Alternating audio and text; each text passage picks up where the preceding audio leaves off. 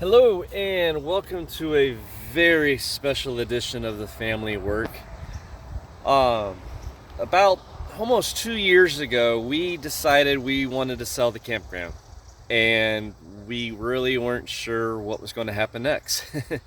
And it honestly took a quick conversation with our accountant to realize that we were going to need to reinvest whatever we profited from the sale in order to avoid capital gains tax. So we had to do a 1031 exchange, and I think I made another video about that. But we kind of had an idea what we wanted to do, but even after we sold the campground, we still weren't exactly sure how that was all going to work out. So for the last year or so, we've been planning and preparing for today. Things have changed a lot along the way. We've kind of had more clarity as far as our vision and the steps to get there. And it's going to be a multi-step process before we actually get to where we want to be with our next adventure. But in our last video, you saw our family went out to the property to pick berries. And the other reason we went out there that day was we were going to have a delivery. And we were supposed to be there at 10 o'clock, and then 10 became noon, noon became 2, and finally, like around 3 o'clock or so, we discovered that the trailer that was bringing us our delivery had broken axles. And on the way home, we actually passed the truck on the highway. We saw it on the shoulder, and we thought it was our delivery, and sure enough, it was. So today I'm here. I guess the trailer's gone. I was able to discover it because there's marks leading all down the road to the exit all the way back to here from the trailer. I think from the broken axles, left a little damage on the asphalt. But I'm here. I'm going to make this video. This is our introduction, and then we're about 50 miles from the property. So after I finish this video, I'm going to head out to the property. And we got to take some measurements, because even though we've been planning this and preparing for this, right now nothing seems to be going according to plan or working out, and we got a bunch of obstacles we got to try to figure out solutions to. So let me show you real quick what we were expecting for our delivery. All right, this is what we were waiting for delivery on, and I'm told it's 70,000 pounds, which is why I suspect the axles might have had trouble. The problem we're running into is it is 11 feet wide, which that's oversized, in case you didn't know, for the highway. And also, even with it kind of in a lowered position, I think it's like 14 feet tall. So not only are we over weight, we are over width, and we are over size or height. And part of the problem is finding a trailer to haul this, which we have resolved that. We have found somebody, I think it's called a double drop deck trailer. I'm not that familiar, so please forgive me. So we found, I think, a trailer, we found a driver to get this to our destination. But I gotta head out to the property because, as we've discovered, just because we can get this to the property, we still got a couple challenges ahead of us.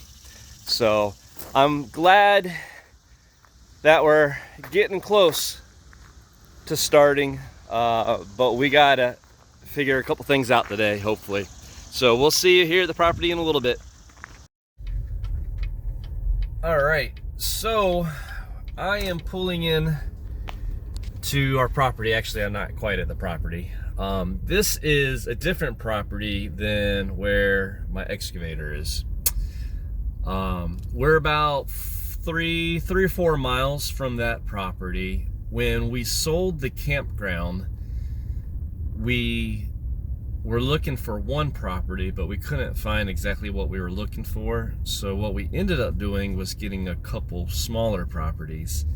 And this is our largest. This is about twice the size of the other one.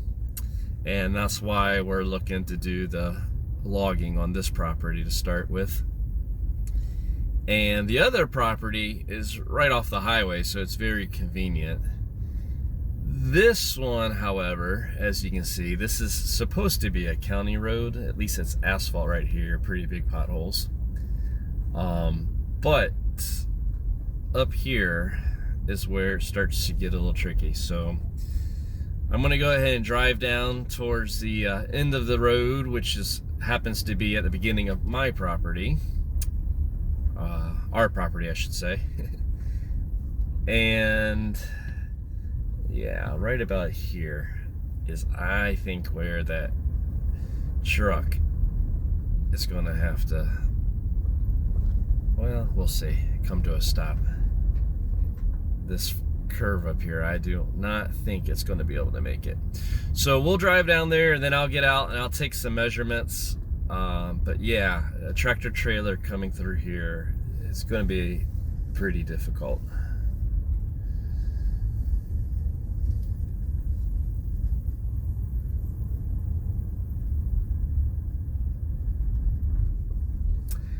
I don't know, we might get close. See, if we can get the trailer to here, we can unload and drive the rest of the way, providing we have clearance.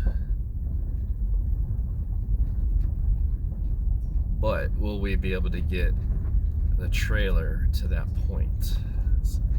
Right here, these trees are really low. I talked to the county highway department about these trees, which it's in the right of way, it's in the easement, it's their responsibility. However, it sounds like something that we are probably gonna have to deal with.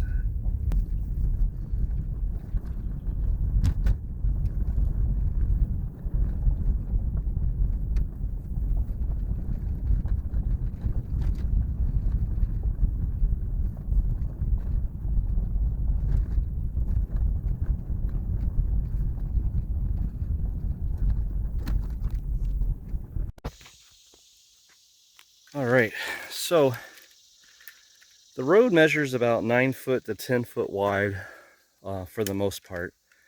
And then when we get into the gravel, it still stays about 9 feet. There's a couple areas between the ridge and the power pole. We only have about 12 feet. So I think 11 foot will fit through. We took some pictures. The tree limbs come all the way down to 7 feet. I was almost hitting my head on them walking the road.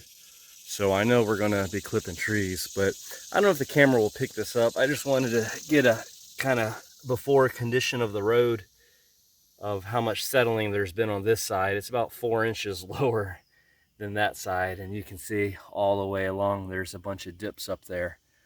So this side is definitely softer and cracked than the other side. But let's go a little further and see what it looks like up closer to the highway. So as I continue to get closer to the highway, main road, you can see that we still have settling on this one side. There's even pooling of water up there, and up around that curve it gets pretty bad. So we'll go take a closer look. All right, I kind of wish I would have brought a board with me. This is the first spot that you can see damage already to both sides of the road.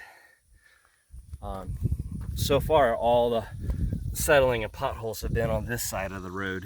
And of course that tape measure is flexing a little bit, but we got about 4 to 5 inches on both sides of this road. So a big reason I'm documenting all this today here in July is because once we start bringing loads of logs out here, since this is a county maintained road, I just want to make sure they know that we're not damaging the road. It was already like this.